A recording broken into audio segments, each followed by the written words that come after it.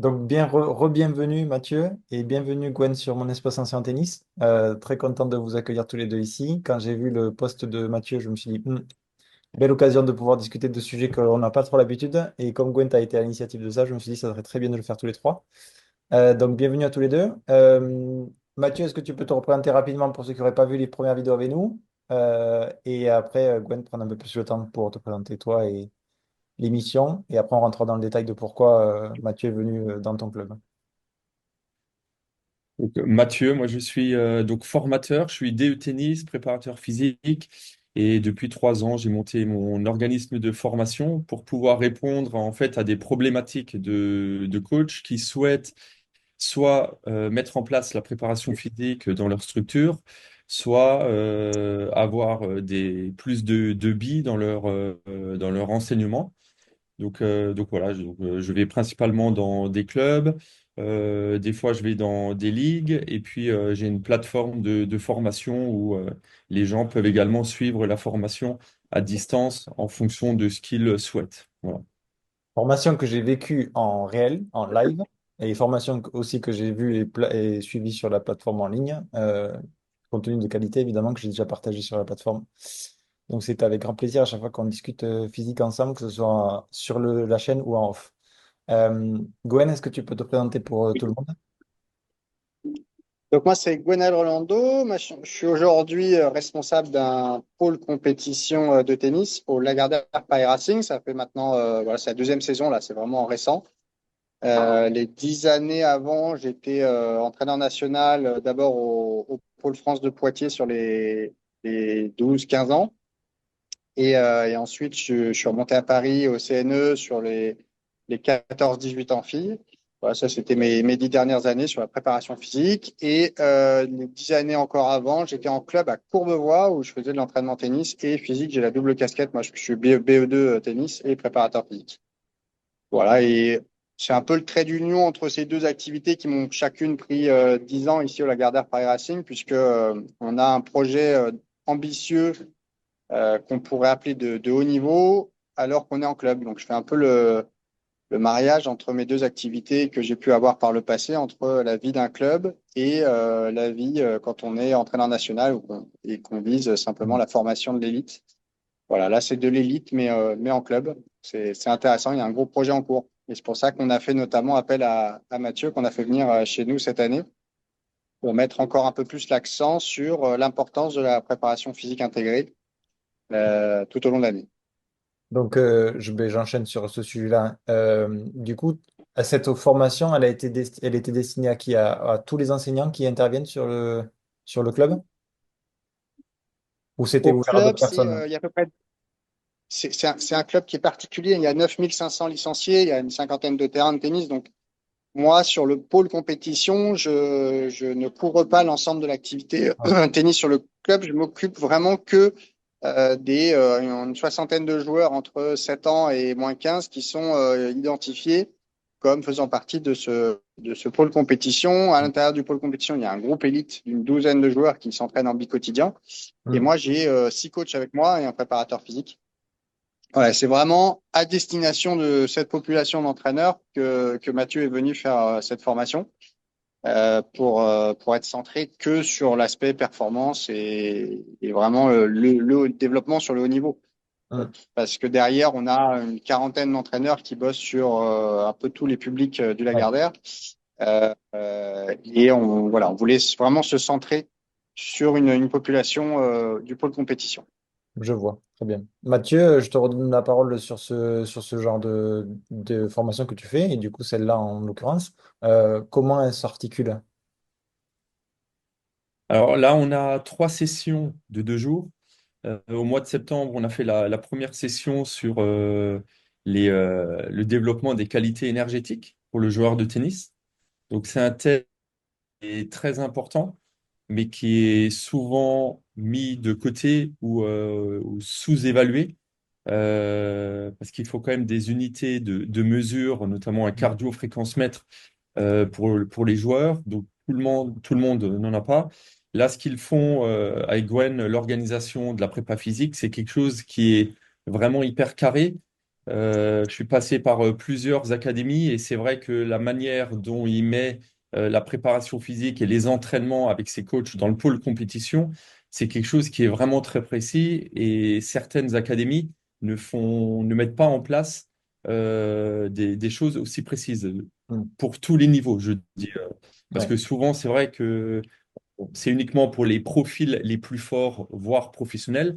Et pour les plus jeunes, on met pas forcément, ou ils ne mettent pas forcément euh, tout ce système en place. Et c'est ce qui m'a agréablement surpris, c'est que c'est hyper carré. Et franchement, ils ont un outil de travail pour développer ce centre compétition qui est vraiment top. Mm. Mm. Ok. Donc ça, c'était la première session que vous avez fait, tu m'as dit en septembre. Et ensuite, il y en Ouais, a c'est ça. d'autres qui sont arrivés? Ouais, la semaine prochaine, donc il y a pareil 2 jours sur le développement des qualités de force musculaire. Avec, on va faire une partie sur l'intégration de la préparation physique sur le terrain avec tous les coachs. Et il y aura une troisième session qui sera au mois de février. Ça sera plus sur l'aspect coordination, vitesse, déplacement et tout ça. Ok. Bon, super, super. Et ces personnes-là qui vont participer à ça, derrière, tu leur partages du contenu qu'ils ont accessible après ensuite? Ou... Alors après, ils auront accès à la plateforme. Oui, ils auront accès à la plateforme. Et ce qui est bien, en fait, c'est que comme on a plusieurs sessions, on peut vraiment prendre le temps de mettre en place l'aspect, en fait, pratique et théorique, parce que les deux sont vraiment importants, pas uniquement que de la théorie, mais l'aspect pratique et le fait qu'ils comprennent pourquoi mettre ça en place avec tel public en fonction de l'âge des joueurs dans le pôle Hum, compétition, c'est quelque chose qui est important. Parce hum, hum. on ne développe pas les mêmes qualités physiques en fonction de l'âge des joueurs. Ouais, ouais. Gwen, du coup, je reviens vers toi. Ça, cette demande-là vers Mathieu et cette formation-là, elle est inclue quand même dans, je pense, d'autres formations ou en tout cas d'autres plans de formation pour les entraîneurs que tu as autour de toi. Excuse-moi, j'ai pas encore entendu le milieu de la question. Je me demande en fait comment tu as articulé toi en tant que, on va dire, chef d'orchestre, la formation des entraîneurs que tu as avec toi. C'est-à-dire que Mathieu est inclus dans cette formation-là, évidemment, c'est la formation de Mathieu sur ce sujet-là, mais j'imagine bien que tu as fait en sorte que, comme le décrit Mathieu, cette approche très professionnelle, je pense qu'ils doivent avoir des formations régulières. Alors, effectivement, moi, j'ai eu finalement la chance, là, dans mes 10 dernières années, d'être complètement imprégné de tout ce que la fédération peut apporter comme formation au quotidien, notamment alors, à la fois par l'échange avec les collègues, entraîneurs Mm. nationaux, mais également avec la recherche appliquée, puisqu'il y a des entraîneurs chercheurs qui ont travaillé très très fort là sur des sujets tels que justement le suivi de la charge d'entraînement. Et c'est ce dont parlait Mathieu. Moi, m'inspirant de tout ce que j'avais vécu, j'ai voulu dupliquer à l'échelle d'un club et d'un pôle, dupliquer un peu toutes ces techniques pour voir ce qu'on pouvait mettre en place, nous, au sein d'un pôle élite, voir ce qu'on pouvait mettre en place pour suivre l'activité en réel via un capteur de fréquence cardiaque, là, le Polar H10. C'est l'un des éléments évoqués par Mathieu, et de voir de ce qu'on pouvait en faire. Euh, Si vous voulez, en France, on a vraiment l'habitude d'être chapeauté par la fédération, mais tous les joueurs qu'on voit sur le circuit à très haut niveau, ils viennent tous des clubs. Mhm. Donc ça veut dire qu'en club, il y a eu des choses qui ont été faites, qui s'inspirent du très haut niveau et qui, à un moment donné, ont permis à des jeunes joueurs de 5 ans, 6 ans, 7 ans, 10 ans, 12 ans, 13 ans d'accéder au très haut niveau en partant finalement de cette formation du club. Mm. Donc je me suis dit pourquoi pas nous, parce que on est un club atypique aussi dans avec qui se donne les moyens de pouvoir accompagner vers le très haut niveau.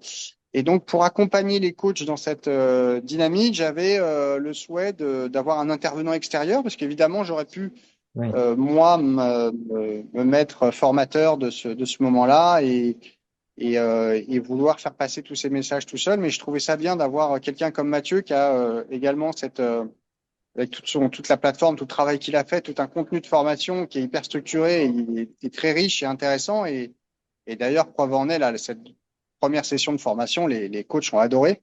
Mm. C'est des messages que qu'on pourrait passer de temps en temps ou des choses qu'on avait déjà évoquées, mais le fait de l'amener par un intervenant extérieur qui a cette expertise sur la formation, c'était vraiment très riche. Donc ça fait monter en compétence les entraîneurs et ça permet aussi d'uniformiser des moyens d'action Mm. autour justement, alors là c'est un exemple, mais autour notamment de la capture de la fréquence cardiaque. Voilà. Mm.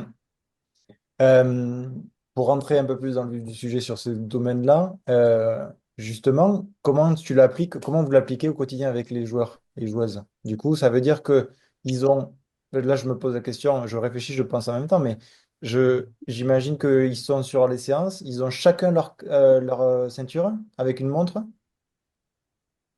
Aujourd'hui, il y a un outil qui est vraiment simple, qui est assez récent. C'est aussi pour ça que les recherches sont récentes sur le sujet dans le milieu du tennis. C'est qu'il y a avec la ceinture Polar H10 qui permet de capter en temps réel l'activité du joueur de tennis en appulant simplement en utilisant son smartphone et en appuyant Mm. simplement sur play en début de séance et stop en fin de séance. Et toutes les données sont envoyées sur les entraîneurs qu'on a, quoi, à qui on souhaite partager ce Mm. type d'informations. Donc, l'outil est vraiment simple et a permis ce type de recherche. Ensuite, la stratégie, effectivement, comme l'a dit Mathieu, au départ, c'était plus d'aller capturer ce qui se passait au niveau élite. Et puis finalement, en redescendant dans les catégories, on s'est dit, mais pourquoi pas aller voir ce qui se passe chez les juniors? Et puis finalement, pourquoi pas aller voir ce qui se passe dès 13 ans, 14 ans? Mm. Aujourd'hui, sur le pôle France de Poitiers, par exemple, ils ont expérimenté ça l'année dernière. Donc c'est vraiment très récent, hein. Même au Ouais. niveau mondial, je pense que c'est les premiers qui l'ont fait. S'ils l'ont pas déjà fait, ils vont faire une publication à ce sujet. Je crois elle est déjà sortie, oui. Euh, pour voir ce qui se passe justement à 13 ans, 14 ans, 15 ans sur une activité réelle en termes de fréquence cardiaque pour un joueur de tennis. Alors, voilà, aujourd'hui, on en est au stade de l'observation. Là, Mm. pour nous, au club, on se donne une période d'observation. On va débriefer tout ça avec Mathieu, puisque là, pendant un mois et demi, on a capturé des données. Et là, on va certainement, dans la première partie de l'intervention de Mathieu la semaine prochaine, débriefer de tout ce qu'on a pu se dire lors de sa dernière intervention et voir ce qui a pu se passer au niveau réel, quantifiable, au Ouais. niveau cardiaque pendant un an, un mois et demi sur l'activité tennis, mais également le physique. Mm. Avec l'idée, on se l'était dit un petit peu, c'est qu'il y a quand même des zones optimales de travail pour harmoniser le développement entre les qualités aérobies, les qualités musculaires, les qualités techniques. Parce que le premier temps d'entraînement, c'est ce qui se passe sur le terrain de tennis. C'est Mm. aussi pour ça qu'on amène les capteurs sur le terrain et pas que lors de la séance en dehors du terrain. Mm. Et aujourd'hui, on sait via les travaux d'un Laurent Schmitt notamment qui nous a beaucoup aidé au tennis à la fédération, qui lui vient du biathlon, mais qui nous a beaucoup aidé pour essayer de trouver, si tu veux, des zones optimales de travail euh, entre la zone 1, la zone 2 et la zone 3, avec une répartition du temps passé dans chaque zone qui doit être optimisée. Voilà, Zone 1, zone sans 2, aller beaucoup plus loin. zone 1, zone 2, zone 3 sur un modèle à 3 ou 5 zones. Voilà, c'est sur le modèle à trois zones. Voilà. D'accord. Parce que ça aussi, bon, moi, La capture, j'utilise. la ceinture polaire, elle divise en cinq. Comme tu Ouais. as vu, on a demandé à Polar s'il pouvait nous rediviser en trois. Non, c'était pas possible, Et, ça demandait trop de temps de développement. Mais du coup, on a une petite marge d'erreur à ce niveau-là, mais on intègre les trois premières zones dans la zone 1 et on fait 2 et 3 derrière. ok. Parce que ça, c'est des notions qui sont très populaires ou très habituelles pour les sportifs d'endurance, mais un peu moins pour le tennis. Et moi, j'y suis tout le temps dedans Exactement. parce que je travaille beaucoup sur ça. Mais en effet, et puis même, tu vois, d'un point de vue athlète, je me dis, je le vois avec les gens que je coach sur la partie triathlon et sport d'endurance en général, ils ont du mal à me donner des RPE, des ressentis d'effort. Et en fait, de descendre et de dire, ben, en fait, au lieu de se mettre sur 20 à l'échelle de Borg, on se met sur une échelle à 10 voire même à 3 tu te dis, ben, en fait, est-ce que c'était cool? Est-ce que c'était modéré ou est-ce que c'était dur? Déjà, j'imagine que pour un athlète, c'est quand même plus facile au début de dire, ben, en fait, là, c'était dur. Et tu peux te situer un petit peu plus facilement. Et justement, dans cette question de gestion de la charge et de quantification, c'est des outils importants. Mathieu, est-ce que tu peux détailler un petit peu plus tout ça là? Ouais. Alors, effectivement, je rejoins tout à fait tout ce que Gwen vient de dire. Pour nous, en tant qu'entraîneur ou pour Gwen en tant que responsable de la performance, c'est un outil qui est en fait indispensable parce qu'en gros, il ne ment pas.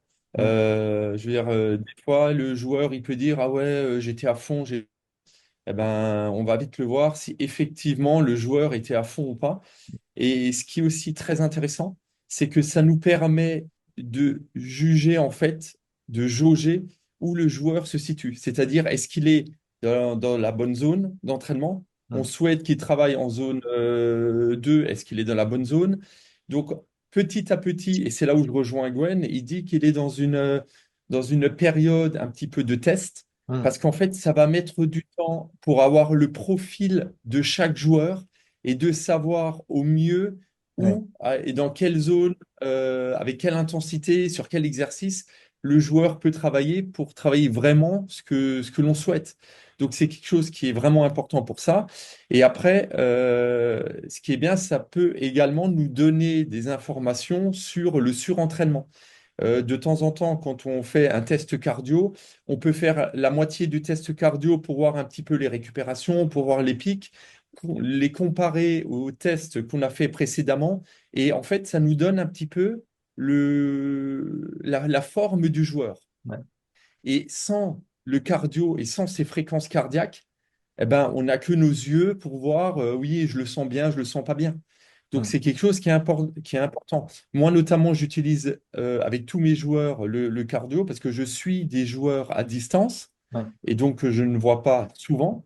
Et en fait, quand ils font les séances, qui mettent les cardio et que moi, en ligne, j'arrive à voir et analyser leur fréquence cardiaque, j'arrive exactement à savoir s'ils se situent dans la bonne zone, s'ils ont bien travaillé, si la séance, elle était trop simple, s'ils ont besoin de repos. Ouais. Donc, du coup, ça donne énormément d'indications de l'état du joueur et également l'orientation des prochaines séances à faire. Voilà. Donc, c'est vraiment top. Mm. Et il y en a trop peu qui utilisent le cardio et les ceintures pour travailler là-dessus. Il y en a beaucoup qui font du travail cardio sans mettre de cardio-fréquence-mètre à leurs Oui. joueurs.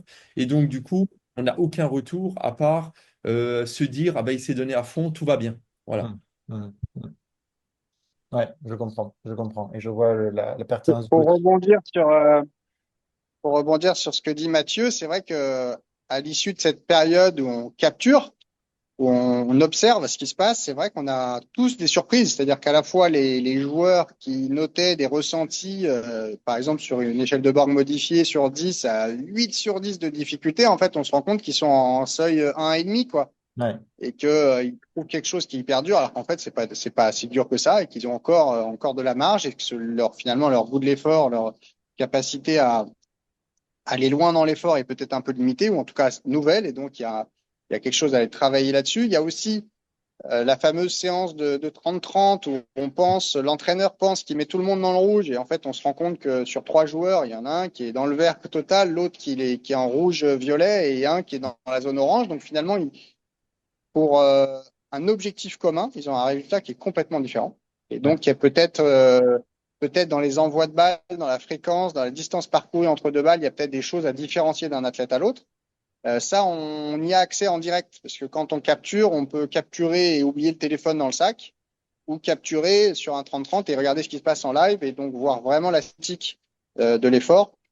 Et ça, c'est très intéressant. Donc, il y a plusieurs intérêts, hein. Il y a vraiment sur une séance, il y a sur une période d'une semaine, parce qu'on souhaite aller dans telle ou telle zone, par exemple. Mathieu, quand il est parti, finalement, la dernière demi-heure avant son départ, on a réussi à poser ce qu'on souhaitait voir dans une période de développement en termes de distribution de la charge d'entraînement sur une semaine, avec des matinées vertes, des après-midi oranges, d'autres matinées rouges, d'autres après-midi. Voilà, sur une semaine, comment on répartissait les efforts entre les moments où on souhaitait voir du rouge, les moments où on souhaitait voir un peu plus de vert et les articuler de façon un peu plus pas dire intelligente, mais en tout cas stratégique pour que la semaine soit bien digérée d'un effort à l'autre. Tout à fait. Donc ça va être très intéressant parce que quand on va débriefer de tout ça, on va pouvoir voir effectivement athlète par athlète ce qui s'est passé et comparer le souhait qui était de voir des zones à haute intensité sur certaines demi-journées par rapport à ce qui s'est passé réellement en termes d'activité pour l'athlète. Ouais. trouve ça fantastique et fascinant. Moi, je le vis au quotidien, encore une fois. Je veux juste rajouter une chose. Je veux juste rajouter une chose par rapport à ce que tu disais, Gwen, c'est que, il faut également que le joueur se donne à fond. Parce que si on fait un moment du travail d'intermittent et que le joueur, il se dit, ah, je suis mort, c'est trop dur, et qu'il est dans le vert, c'est qu'il se ment à lui-même. Donc, à un moment, on ne peut pas tricher avec les cardio. Mm. C'est ça ce qui est important. Si l'objectif, c'est de se donner à fond, même si on est fatigué, on se donne à fond, et puis la fréquence cardiaque, elle va être en haut. Donc ça, c'est voilà, ça Sauf si tu es c'est également vraiment, quelque chose. sauf si tu vraiment fatigué. Sauf si tu es vraiment fatigué. Mais si tu es vraiment fatigué, ça date pas d'il y a 2 jours. Tu peux être dans le surentraînement ou alors dans ce cas-là, tu n'as pas eu suffisamment de récup. C'est pour ça qu'Aigwen, et c'est ce qu'il va mettre en place, c'est que de temps en temps, ils vont refaire des tests cardio, mais pas max, pour voir et pour les comparer au pic de chaque palier et également voir la fréquence cardiaque de récup, donc ce delta pour voir un petit peu où ils en sont, s'ils ont besoin de travailler plus l'intermittent, plus la capacité, plus le travail de base. Donc du coup, en gros, c'est la seule chose qui nous donne vraiment des indications concrètes sur l'orientation de l'entraînement ou alors sur le fait que le joueur doit prendre une période de repos de plusieurs jours parce qu'il est à bout et peut-être que nous ou que les coachs ne s'en rendent pas compte non plus. Ouais. Donc, c'est pour ça que le couplet avec le RPE, c'est quelque chose qui est intéressant à l'unique condition que les joueurs ils soient honnêtes avec eux-mêmes. Parce que si maintenant ils te disent effectivement, au niveau de la fatigue, je suis à 8, mais que réellement ils sont à 4 parce qu'ils n'ont pas trop envie de s'entraîner, on va dire, voilà, eh ben, dans ce cas-là, ben, ça nous donne des mauvaises informations. Mais bon, les joueurs, à un moment, on sait très bien quel joueur va se sous-estimer et celui qui va se surestimer, et des fois celui qui va vraiment donner le RPE le plus juste possible par rapport à la réalité des faits, quoi. Mm. Et ce que je pense utile à dire aussi, c'est ceux qui nous écoutent, la Polar H10, pour l'avoir utilisée, elle est compatible avec un double envoi de données. C'est-à-dire qu'en fait, l'athlète peut avoir son téléphone et récupérer ses données, mais le coach peut avoir aussi son téléphone branché dessus. C'est une des particularités de la H10 qui est très pertinente, qui se débloque dans l'application qui est dédiée. Mais je trouve que c'est très intéressant parce que du coup, t'as pas besoin d'avoir, enfin, chacun peut avoir son appareil pour capter justement la fréquence cardiaque et ça peut diffuser les deux. Je trouve que ça aussi très utile parce que du coup, la tête peut aussi se rendre compte sans avoir besoin de demander au coach, alors j'en ai pris où tout ça va. Et qui s'intéresse, et justement tout ce qu'on est en train de se dire par rapport à ce ressenti d'effort, c'est apprendre aussi à se connaître un petit peu plus. Et l'intérêt des tests aussi en début d'année, c'est ça. C'est se dire, OK, là, on va aller à 10. Ah ouais, voyons ce que c'est 10 quoi. Et au final, ça, qui se rendent compte que, ah oui, d'accord, donc 10 c'est ça. Et ça, c'est un. Ah oui, et ça, c'est 4. Ah oui, d'accord, je voyais pas du tout comme ça. Et en fait, on apprend aussi aux enfants et aux jeunes adultes à se connaître. Chose qui, parfois, chez même les adultes, c'est difficile. Des personnes que je peux accompagner ou coacher, pareil, je leur dis, ben là, il va falloir que ça soit cool. Ben cool, t'es à 162 pulses. Je lui dis, non, c'est pas cool, non, 162 pulses. Mais c'est devenu une normalité d'être en zone 2 sur 3. Et donc, au final, ils sont pas dans les bonnes zones pour travailler correctement et donc, ils se régénèrent pas correctement. Et donc, après, c'est les choses qui dérivent. Sans rentrer trop dans le détail, est-ce que vous allez pour ce pôle-là? Ah, vas-y, Gwen. Là, j'ai une petite remarque en lien avec ce que tu évoques là, c'est que dans le passage junior-senior, on remarque la capacité à passer du temps dans la zone orange, la capacité à passer du temps dans la zone rouge, puis la capacité à être performant dans la zone orange et la capacité à être performant dans la zone rouge, c'est quelque chose qui est un peu chronologique. Et tu vois, au Hmm. départ, quand on commence à capter, en gros, ils sont performants dans le vert. Quand ils vont dans le orange, rapidement, ils jouent longue ligne. Les choix tactiques, ils s'opèrent vers en fait l'arrêt de l'effort, quoi. Ah Cet ouais. inconfort qu'il peut y avoir physiologique fait qu'on va vers des solutions tactiques qui nous évitent de rentrer trop dans cette difficulté-là. Et en fait, il y a un premier travail qui est souvent fait pour passer du temps dans la zone orange et réussir à jouer dans la zone orange, puis réussir à être performant dans la zone orange.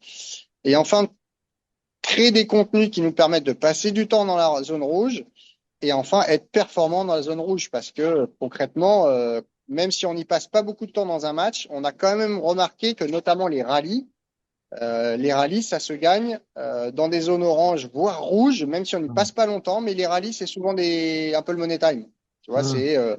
c'est des fins de set, c'est des moments où il y a un peu plus d'enjeux, on prend moins de risques, on joue peut-être fort, mais dans des zones réduites et le cardio, il monte. Donc, si on n'est pas prêt à être bon dans ces moments-là, en fait, on n'est pas bon dans les moments où ça compte.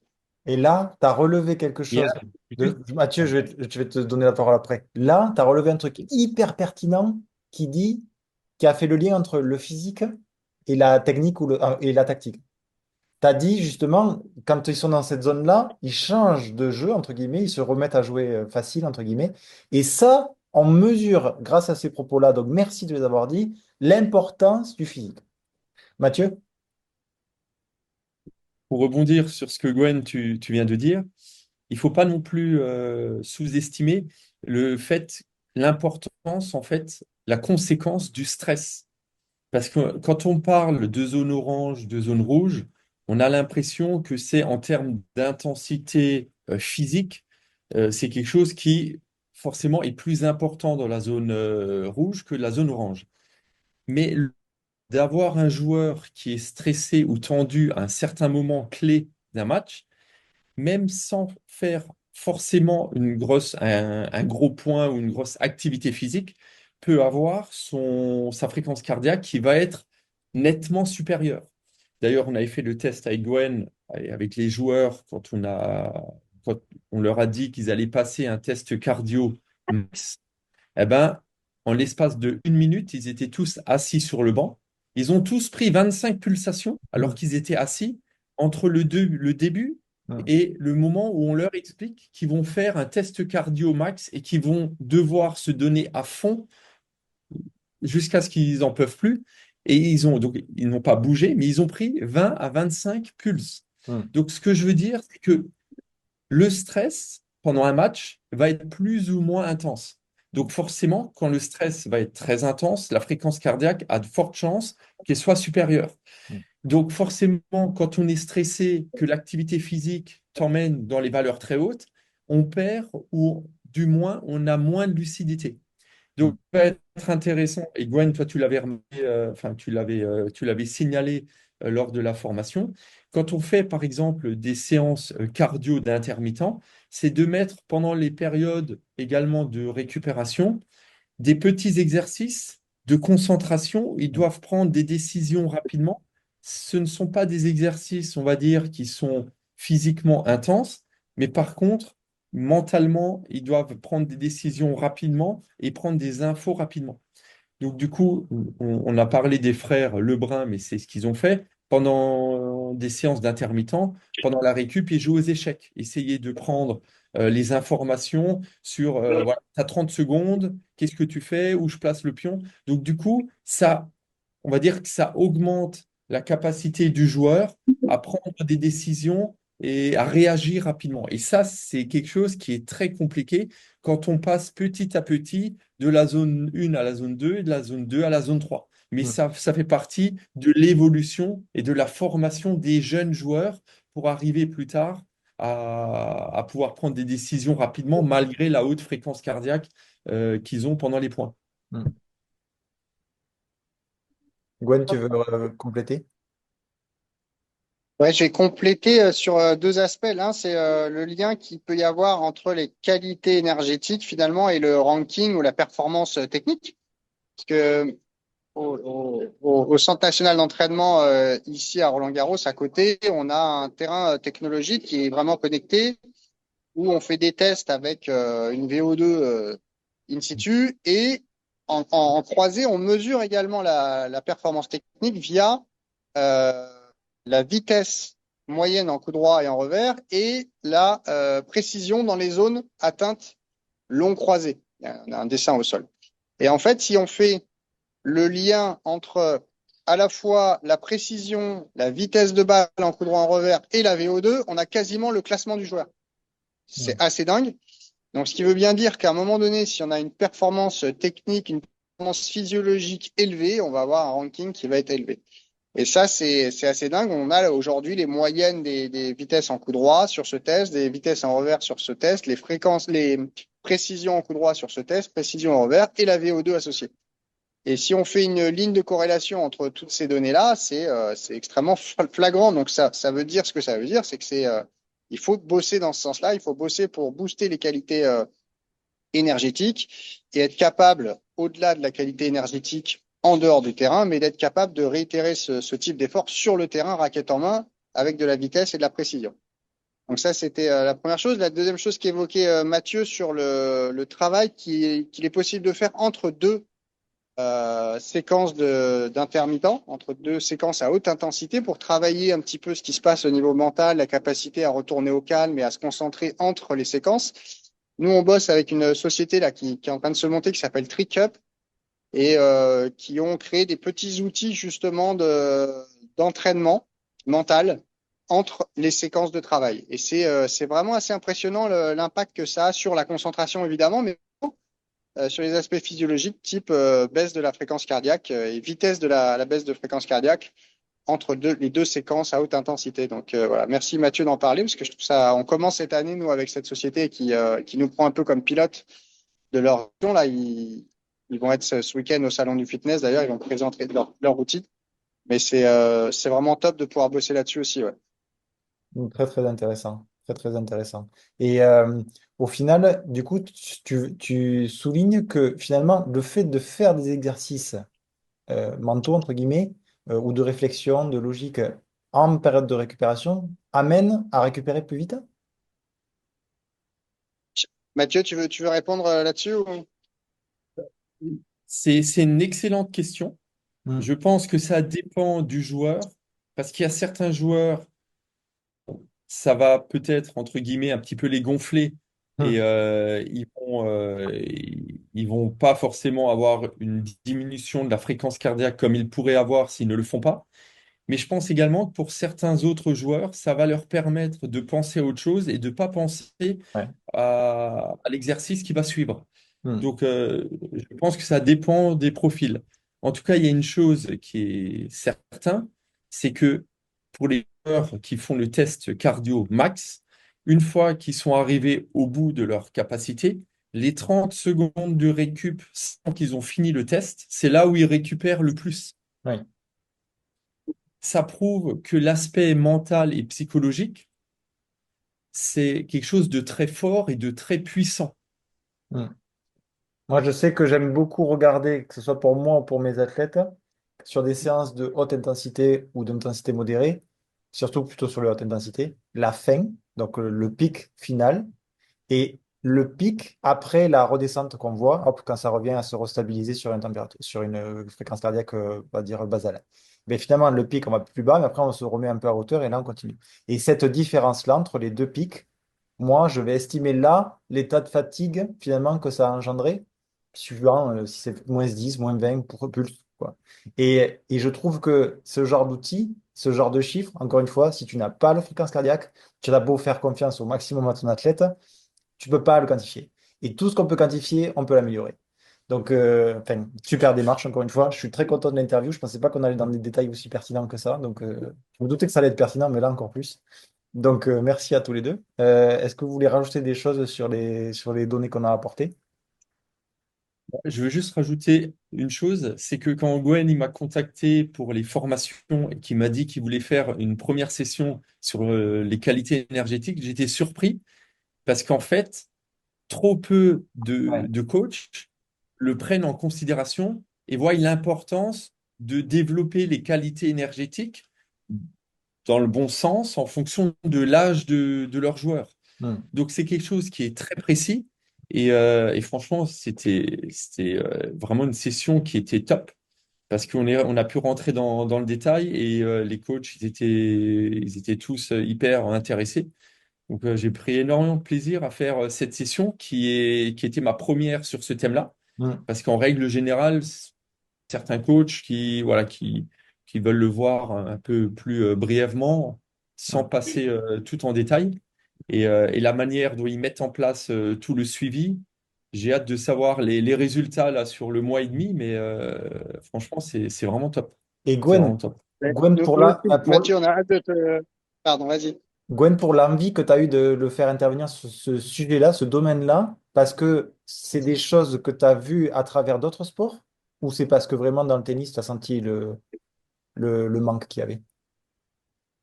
Alors, c'est vraiment lié à mon parcours dans le tennis, mais nous, on a été fortement influencé à la fédération par Laurent Schmitt, hein, qui est les travaux Ouais. qu'il a pu faire dans son domaine, ce qui a amené les Ouais. frères Fourcade à faire autant de médailles. À un moment donné, on n'était pas au départ, pas si présent sur le plan international. Mais finalement, en transformant les méthodes d'entraînement, ils ont aussi transformé les athlètes. Pour caricaturer, mais on vit la même chose au tennis. Si tu veux, nous, on s'entraînait plus dur que les autres nations, mais finalement, on se cramait. On passait Ouais. trop de temps dans des zones euh, qui ne nous permettaient pas de réitérer des efforts derrière à haute intensité avec de la qualité. Donc, on passait plus de temps dans les zones dures, mais finalement, moins de temps global à l'entraînement puisqu'on était rôti. Et tu pouvais plus refaire des séances de qualité au niveau musculaire. Enfin, voilà, tout était un peu compliqué. Quand j'ai vu l'impact que ça pouvait avoir, nous, dans notre sport, notamment avec cette corrélation dont je te parlais entre la VO2 et le ranking, Mm. je dis quand même, quand tu as un plus gros moteur, ça peut aider. Ouais. Le plus gros moteur, ça va aider effectivement au rallye, mais la stratégie pour construire ce gros moteur va aussi nous aider beaucoup à passer plus de temps sur le terrain. C'est-à-dire que si on passe moins de temps enfin en tout cas un temps optimisé dans les zones à haute intensité et qu'on passe plus de temps dans le vert, parce que c'est aussi ce que dit finalement cette méthode, c'est qu'il faut passer beaucoup de temps dans le vert et qu'on peut passer beaucoup de temps dans le vert, notamment pour faire du travail technique. Mm. Et ben finalement, en répartissant, en distribuant un petit peu différemment les charges d'entraînement, on a un gros gain en termes de construction d'un athlète de haut niveau, parce qu'on passe plus de temps sur le terrain, on fait plus de techniques, ils sont moins Ouais. fatigués, ils sont fatigués au bon moment et ils récupèrent mieux de leurs efforts et à la fin, ils ont un moteur qui est boosté. Moi, j'ai pas mal d'exemples d'athlètes où on savait qu'ils avaient des énormes moteurs, mais on savait pas à quel moment ça allait éclater. J'ai l'exemple d'un Arthur Cazot. Mm. Tout le monde a été surpris de le voir exploser à l'Australian Open, mais Arthur Cazot, il a un moteur qui est énorme. On se demandait à quel moment il allait le faire, et c'est pas pour rien qu'il a réussi à sortir des qualifs et aller encore loin dans le tableau en étant quasiment toujours aussi frais, alors qu'il faisait 4-7, 5-7, et tout le monde a vu un athlète qui allait vite, longtemps, et qui a tenu longtemps dans le tournoi. Et ça, ce n'est possible que grâce à ce gros moteur Mm. qui permet finalement de faire ce qu'est notre sport aujourd'hui, c'est de la répétition de sprint. Nous, Ouais. notre sport, c'est un sport de répétition de sprint, d'efforts à haute intensité, mais pour réussir à répéter ces sprints longtemps, il faut avoir un énorme réservoir, Ouais. d'où la VO2. Mathieu? Pour ça que c'était central et c'est pour ça qu'on a commencé là-dessus avec Mathieu, parce que finalement, si on pose pas les bonnes bases tout de suite dans la saison d'une bonne répartition des efforts, on peut faire tout le reste, ça passe jamais en fait, ça passe pas. Ouais. Il faut déjà qu'on comprenne ce qui se passe à l'intérieur pour les athlètes, mais aussi qu'ils comprennent les entraîneurs à travers leur forme d'entraînement, ce qu'ils proposent, ce qui se passe réellement chez l'athlète. Ouais. Je parlais de l'intermittent tout à l'heure, mais en discutant, on s'est rendu compte qu'il y a certains entraîneurs qui faisaient des intermittents en étant eux au filet à la volée. Et en fait, on se rend compte que dès qu'il y a une faute, dès que la balle n'est pas envoyée au bon endroit, on va jamais dans le rouge, on est toujours dans le orange. Ouais. Et c'est aussi formateur de ce point de vue-là. Très pertinent. Mathieu? Non, je me rappelle plus maintenant ce que je Ah. voulais dire. Attends, qu'est-ce que je voulais dire? Tac, tac, tac. Ah oui, ce que je voulais dire, c'est que c'est très important de faire des entraînements dans la zone 1. Mm. Il faut savoir que, en fait, le temps effectif de jeu lors d'un match, c'est environ 20 à 25%. Donc, ça laisse quand même le temps de marcher, de réfléchir. C'est énorme. Mm. Et il y a certains entraîneurs qui, à chaque séance, ils se disent, pour que la séance soit efficace, il faut envoyer, envoyer, envoyer, envoyer et tout le temps être dans le rouge. Mais malheureusement, à un moment, c'est pas la meilleure méthode d'entraînement parce qu'il faut passer du temps dans la zone verte, dans la zone orange, et principalement, c'est passer du temps dans la zone verte. Donc, c'est vraiment important. Un bon entraînement, c'est pas forcément un entraînement où le joueur il est mort à la fin de l'entraînement. Parce qu'il y a plein de choses à travailler, il y a de l'aspect technique, il y a vraiment plein de choses. Donc ça, c'est quelque chose.